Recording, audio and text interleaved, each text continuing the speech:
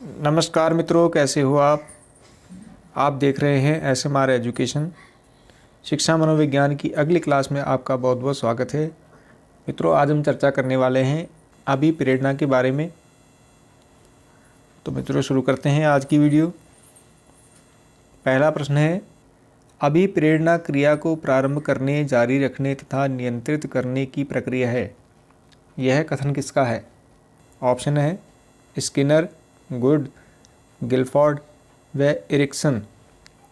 यह कथन है मित्रों गुड महोदय का। ऑप्शन नंबर 2 सही है। अगला प्रश्न लेते हैं, वह प्रेरक जो अलग अलग वातावरण में पलने के कारण विभिन्न व्यक्तियों में विकसित होता है कहलाता है। ऑप्शन है अर्जित प्रेरक, जन्मजात प्रेरक, व्यक्तिगत प्रेरक व सामाजिक प्रेरक। यह प्रेरक है मित्रों व्यक्तिगत प्रेरक। ऑप्शन नंबर 3 सही है। नेक्स्ट क्वेश्चन है, निम्नलिखित में से कौन सा जन्मजात प्रेरक नहीं है? ऑप्शन है प्रशंसा, भूख, प्यास व नींद। प्रशंसा जो है मित्रों जन्मजात प्रेरक नहीं है। ऑप्शन नंबर 1 सही है। अगला प्रश्न लेते हैं, अभिप्रेरणा से संबंधित व्यवहार का लक्षण है। ऑप्शन है आलस्य, कुसमायोजन, उत्सुकता व दीवा स्वप्न। यहाँ मित्रों सही उत्तर हो जाएगा उत्सुकता। Option number 3।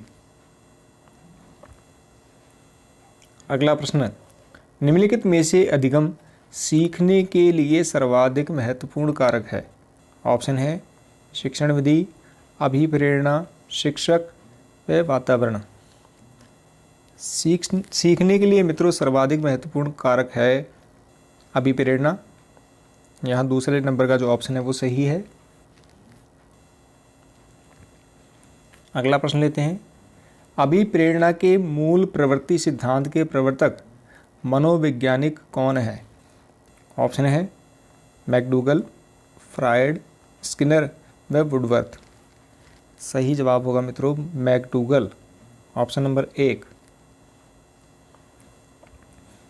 नेक्स्ट क्वेश्चन है, निम्नलिखित में से कौन सी विशेषता आंतरिक रूप से अभिप्रेरित बच्चों के लिए सही नहीं है? ऑप्शन है वे चुनौती भरे कार्यों को पसंद करते हैं, उन्हें कार्य करने में आनंद आता है, वे कार्य करते समय उच्च स्तर की ऊर्जा प्रदर्शित करते हैं, वे हमेशा सफल रहते हैं। तो यहाँ मित्रों चौथे नंबर का जो ऑप्शन है वो सही है, वह हमेशा सफल रहते हैं।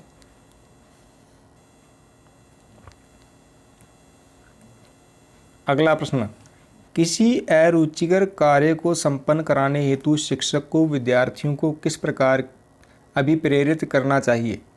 ऑप्शन है छात्रों को समय समय पर उनकी सफलता व प्रगति के बारे में बताकर, घर पर शिकायत का भय दिखाकर, परीक्षा में फेल करने की धमकी देकर व पिटाई का डर दिखाकर। तो यहाँ मित्रों सही जवाब होगा छात्रों को समय समय पर उनकी सफलता व प्रकृति के बारे में बताकर। Option number 1। नेक्स्ट क्वेश्चन है, निम्नलिखित में से किस मनोवैज्ञानिक ने अभिप्रेरक को जन्मजात तथा अर्जित 2 भागों में विभाजित किया है? ऑप्शन है हल, मैस्लो, सिम्पसन व फ्रायड। यह मनोवैज्ञानिक है मित्रों मैस्लो। ऑप्शन नंबर 2 सही है। अगला प्रश्न लेते हैं, फ्रायड के अनुसार व्यक्ति किस मूल प्रवृत्ति से प्रेरित होकर विध्वंसात्मक कार्य करता है? ऑप्शन है निरोज, इरोज, थैनेटॉस व इनमें से कोई नहीं।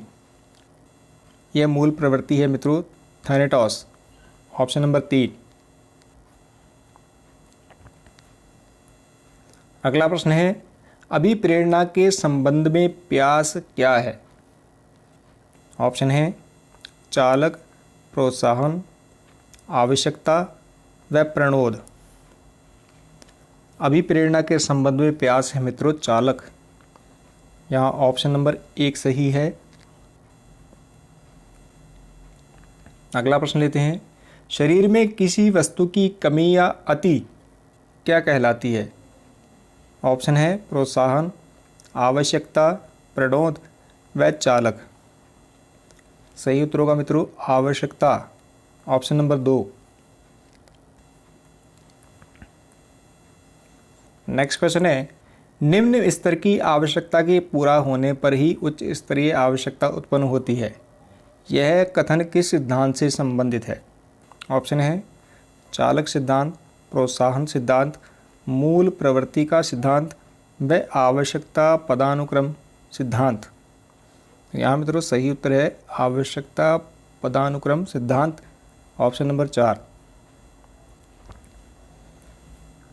अगला प्रश्न लेंगे, निम्नलिखित में से कौन सा मैस्लो के आवश्यकता पदानुक्रम में निम्नतम क्रम की आवश्यकता का उदाहरण है? ऑप्शन है आत्मबोध की आवश्यकता, सम्मान की आवश्यकता, शारीरिक आवश्यकता व प्यार एवं अपनेपन की आवश्यकता। सही उत्तर होगा मित्रों शारीरिक आवश्यकता, ऑप्शन नंबर 3। नेक्स्ट क्वेश्चन, निम्नलिखित में से कौन सा सामाजिक प्रेरक दूसरों को नियंत्रित करने और उन्हें प्रभावित करने की आवश्यकता द्वारा वर्णित है? ऑप्शन है शक्ति, संबंधन, उपलब्धि व उद्देश्य। यह प्रेरक है मित्रों शक्ति, ऑप्शन नंबर 1। अगला प्रश्न लेते हैं, अक्सर ये कहा जाता है कि पुरस्कार देना अधिगमकर्ताओं को प्रेरित करने का उत्तम तरीका नहीं है, क्योंकि इससे आंतरिक अभिप्रेरणा क्षीण हो जाती है। इससे बाह्य अभिप्रेरणा क्षीण हो जाती है। इससे आंतरिक और बाह्य दोनों अभिप्रेरणा क्षीण हो जाती है व इससे आंतरिक अभिप्रेरणा बढ़ जाती है। सही जवाब होगा मित्रों इससे आंतरिक अभिप्रेरणा जो है क्षीण हो जाती है, ऑप्शन नंबर 1 सही है।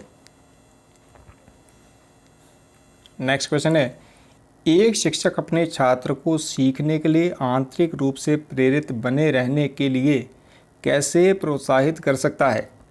ऑप्शन है प्रतिस्पर्धा परीक्षण द्वारा, दुश्चिंता और भय पैदा करके, वास्तविक पुरस्कार देकर व व्यक्तिगत नैपुण्य लक्ष्यों को निर्धारित करने में उनको सहयोग देकर।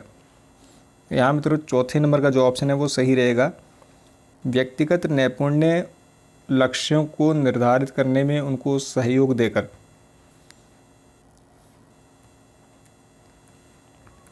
अगला प्रश्न लेते हैं, निम्नलिखित में से अभिप्रेरणा का वह सिद्धांत जो संकल्प शक्ति पर बल देता है?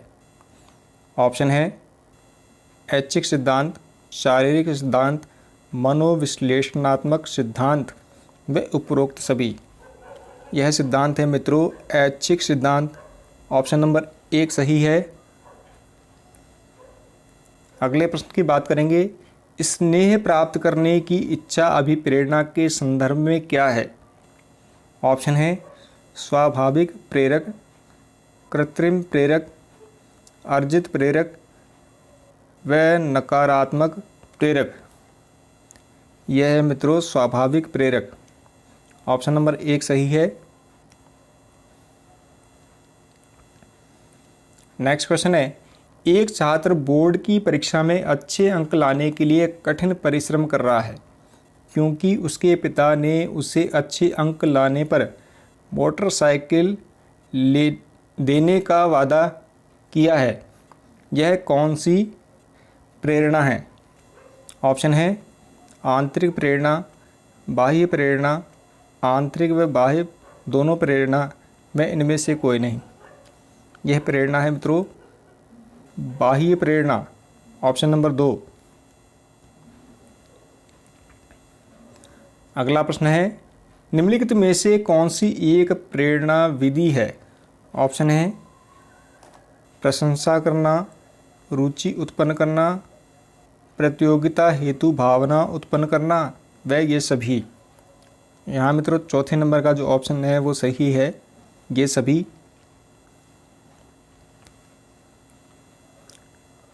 अगला प्रश्न है, अभिप्रेरित व्यवहार बालक को पहुंचाता है। ऑप्शन है विद्यालय तक, लक्ष्य तक, अधिगम मार्ग तक, व इनमें से कोई नहीं। सही उत्तर होगा मित्रों लक्ष्य तक पहुंचाता है। ऑप्शन नंबर 2 सही हो जाएगा।